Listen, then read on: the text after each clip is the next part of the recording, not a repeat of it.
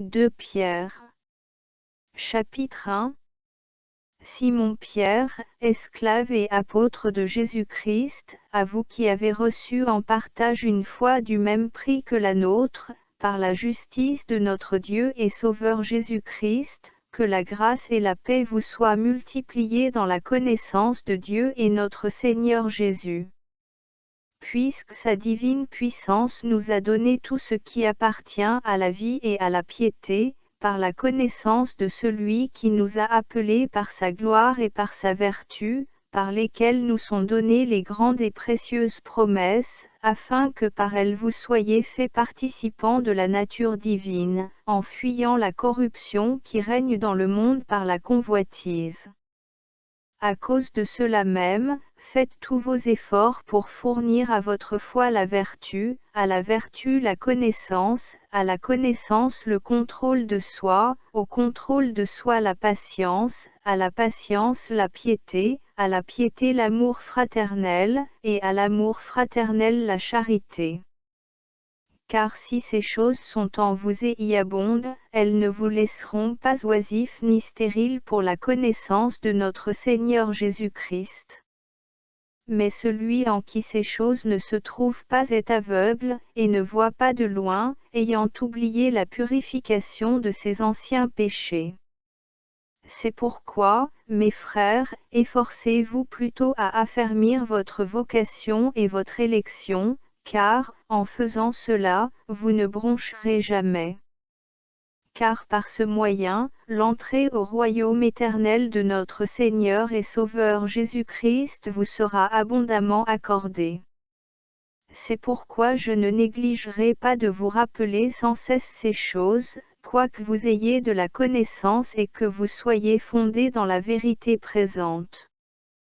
Car je crois qu'il est juste que je vous réveille par des avertissements, pendant que je suis dans cette tente, sachant que dans peu de temps je dois la quitter, comme notre Seigneur Jésus-Christ lui-même me l'a déclaré. Mais j'aurai soin qu'après mon départ, vous puissiez toujours vous souvenir de ces choses. Car ce n'est pas en suivant des fables composées avec artifice, que nous vous avons fait connaître la puissance et l'avènement de notre Seigneur Jésus-Christ, mais comme ayant vu sa majesté de nos propres yeux. Car il reçut de Dieu le Père honneur et gloire, lorsque cette voix vint à lui du milieu de la gloire magnifique, « Celui-ci est mon Fils bien-aimé, en qui j'ai mis toute mon affection. » Et nous entendîmes cette voix envoyée du ciel, lorsque nous étions avec lui sur la sainte montagne.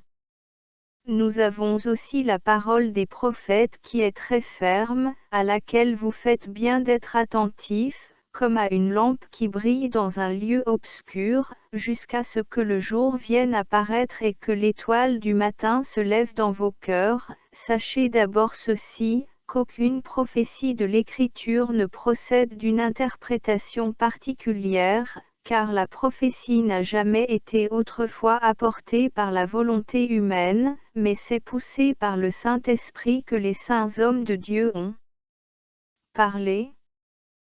2 Pierre. Chapitre 2.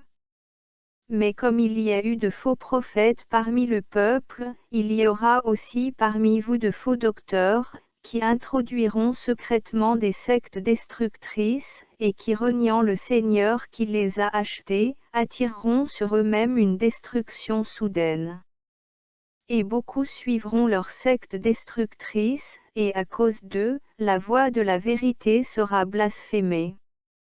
Par cupidité, ils trafiqueront de vous au moyen de paroles déguisées, mais la condamnation qui leur est destinée depuis longtemps ne tarde pas, et leur destruction ne sommeille pas.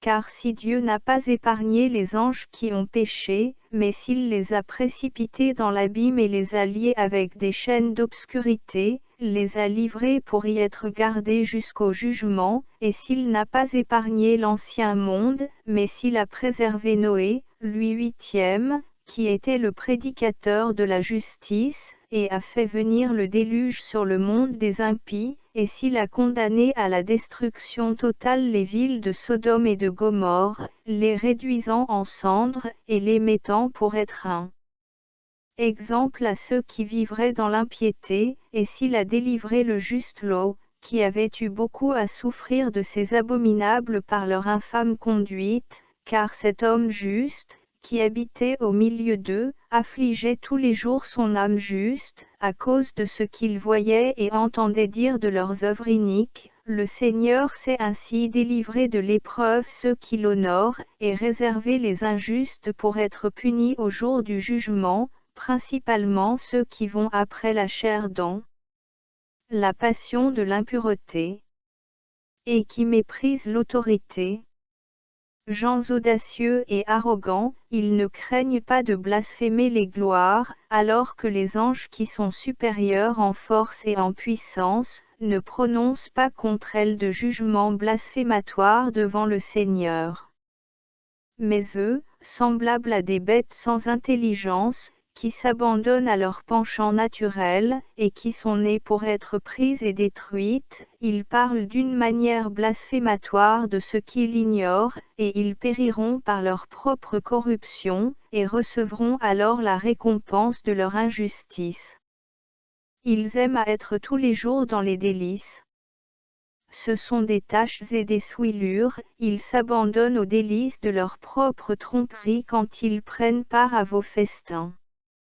Ils ont les yeux pleins d'adultère, ils ne cessent jamais de pécher, ils attirent les âmes mal affermies, ils ont le cœur exercé à la cupidité, ce sont des enfants de malédiction, après avoir abandonné le droit chemin, ils se sont égarés en suivant la voie de Balaam, fils de Bose, qui aima le salaire de l'injustice, mais il fut repris pour sa transgression, car une ânesse muette, parlant d'une voix humaine, arrêta la folie du prophète.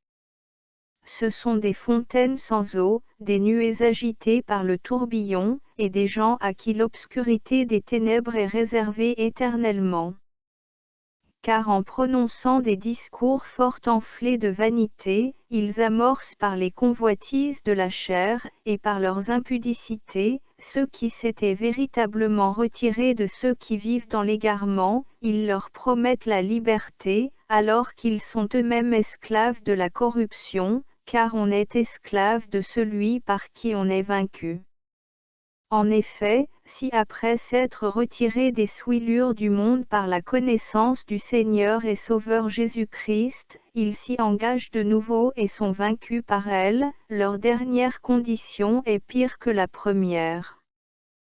Car mieux valait pour eux n'avoir pas connu la voie de la justice, que de l'avoir connue et se détourner du saint commandement qui leur avait été donné. Mais ce qu'on dit par un proverbe véritable leur est arrivé, le chien est retourné à ce qu'il avait vomi, et la truie lavée est retournée se vautrer dans le bourbier. 2 Pierre. Chapitre 3. Mes bien-aimés, c'est ici la seconde lettre que je vous écris, afin de réveiller, dans l'une et dans l'autre, par mes avertissements, les sentiments purs que vous avez, et afin que vous vous souveniez des paroles qui ont été dites auparavant par les saints prophètes, et du commandement que vous avez reçu de nous, qui sommes apôtres du Seigneur et Sauveur. Sachez tout d'abord, que dans les derniers jours, il viendra des moqueurs, se conduisant selon leur propre convoitise, et disant, où est la promesse de son avènement? Car depuis que les pères sont morts, toutes choses demeurent comme elles ont été dès le commencement de la création. Car ils ignorent volontairement ceci, c'est que les cieux furent autrefois créés par la parole de Dieu, et que la terre est sortie de l'eau, et qu'elle subsiste au moyen de l'eau, et que par ces choses-là, le monde d'alors périt, étant submergé par les eaux du déluge. Mais les cieux et la terre d'à présent sont gardés par la même parole, étant réservés pour le feu au jour du jugement et de la destruction des hommes impies. Mais il y a une chose que vous ne devez pas ignorer, mes bien-aimés, c'est qu'aux yeux du Seigneur un jour est comme 1000 ans, et 1000 ans sont comme un jour. Le Seigneur ne retarde pas l'exécution de sa promesse, comme quelques-uns croient qu'il y ait du retard, mais il est patient envers nous, ne voulant qu'aucun ne périsse, mais que tous arrivent à la repentance. Or le jour du Seigneur viendra comme un voleur dans la nuit, et en ce jour-là, les cieux passeront avec le bruit d'une effroyable tempête, et les éléments seront dissous par l'ardeur du feu, et la terre avec toutes les œuvres qu'elle renferme sera brûlée entièrement.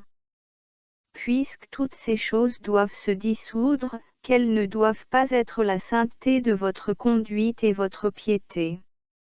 En attendant et en hâtant l'avènement du jour de Dieu, par lequel les cieux étant enflammés seront dissous, et les éléments se fondront par l'ardeur du feu. Mais nous attendons, selon sa promesse, de nouveaux cieux et une nouvelle terre, où la justice habitera.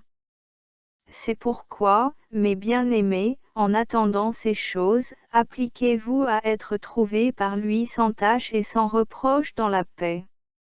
Et considérez la patience du Seigneur comme une preuve qu'il veut votre salut, comme Paul, notre frère bien-aimé vous l'a aussi écrit, selon la sagesse qui lui a été donnée, comme il le fait aussi dans toutes ses lettres, où il parle de ces choses, dans lesquelles il y a des points difficiles à comprendre, que les personnes ignorantes et mal affermies tordent, comme elles tordent aussi les autres Écritures, pour leur propre destruction.